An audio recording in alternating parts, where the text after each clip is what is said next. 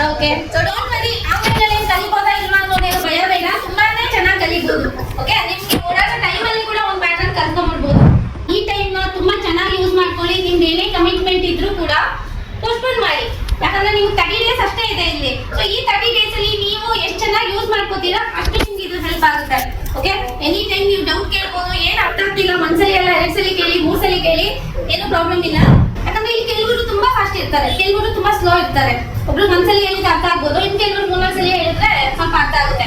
ಅಂತವ್ರು ಜಾಸ್ತಿ ವಿಡಿಯೋ ನೋಡಿ. ಓಕೆ ಒಂದೇ ಸಲ ಅರ್ಥ ಆಗ್ತಿಲ್ಲ ಅನ್ನೋರು ವಿಡಿಯೋಸ್ ಜಾಸ್ತಿ ನೋಡಿ. ಓಕೆ ಈ ಕ್ಲಾಸ್ ಜಾಸ್ತಿ ನಿಮ್ಗೆ ರೈಟಿಂಗ್ ಎಲ್ಲ ಇಂಗ್ಲಿಷ್ ಅಲ್ಲೇ ಇರುತ್ತೆ, ಬಟ್ ನಾನು ಕನ್ನಡದಲ್ಲೇ ಹೇಳ್ತಿರ್ತೀನಿ. ಯಾರಿಗೆ ಅದು ಇಂಗ್ಲಿಷ್ ಪ್ರಾಬ್ಲಮ್ ಇದೆ ಕನ್ನಡದಲ್ಲಿ ಬರ್ಕೋಬಹುದು. ಈಗ ಲೆಂತ್ ಅಂದ್ರೆ ನಾರ್ಮಲ್ ಆಗಿ ಎಲ್ಲರೂ ಲೆಂತ್ ಅಂತಾನೆ ಬರಿತೀವಿ, ಅದನ್ನ ಉದ್ದ ಅಂತ ಬೇಕಾದ್ರೆ ನೀವು ಬರ್ಕೋಬಹುದು ಕನ್ನಡ ನೋಟ್ಸ್ ಮಾಡ್ಕೊಳ್ಳೋರು. ಟೇಪೇ ಇಟ್ಕೊಳ್ಳಿ ಇದನ್ನ. ಕಣ್ಣಾಂತೆ ಅನ್ನೋದು ಯಾವಾಗೂ ನಮ್ಗೆ ಸರಿ ಬರಲ್ಲ, ಹಂಗಾಗಿ ನೀವೇನೋ ರೆಫರೆನ್ಸ್ ಇಟ್ಕೊಂಡ್ಲೇಬೇಕು. ಸೊ ಈ ರೀತಿ ಇಟ್ಕೊಳ್ಳಿ, ಬಸ್ಟ್ ಕವರ್ ಆಗಿ ಅಟ್ಲೀಸ್ಟ್ 1 ಇಂಚ್ ಆದ್ರೂ ನಮ್ಗೆ ಡೌನ್ ಇರಬೇಕು. ಇಷ್ಟು ಉದ್ದ ನಾವು ಲೆಂತ್ ಹಾಕಲೇಬೇಕು, ಇಲ್ಲಾಂದ್ರೆ ಹಳೆ ಬ್ಲೌಸ್ ನ ನೀವು ಯೂಸ್ ಮಾಡ್ಕೋಬಹುದು. ಈ ರೀತಿ ಇಟ್ಕೊಂಡು ಕರೆಕ್ಟ್ ಆಗಿ ನೀವು ಶೋಲ್ಡರ್ ನ ಬೇಕು. ನಾನು ನಿಮ್ಗೆ ಇದಕ್ಕೆ ಕ್ಲೈಂಟ್ ಮೆಜರ್ಮೆಂಟ್ ಗೆ ಬೇರೆ ವಿಡಿಯೋ ಗ್ರೂಪಲ್ಲಿ ಸೆಂಡ್ ಮಾಡ್ತೀನಿ.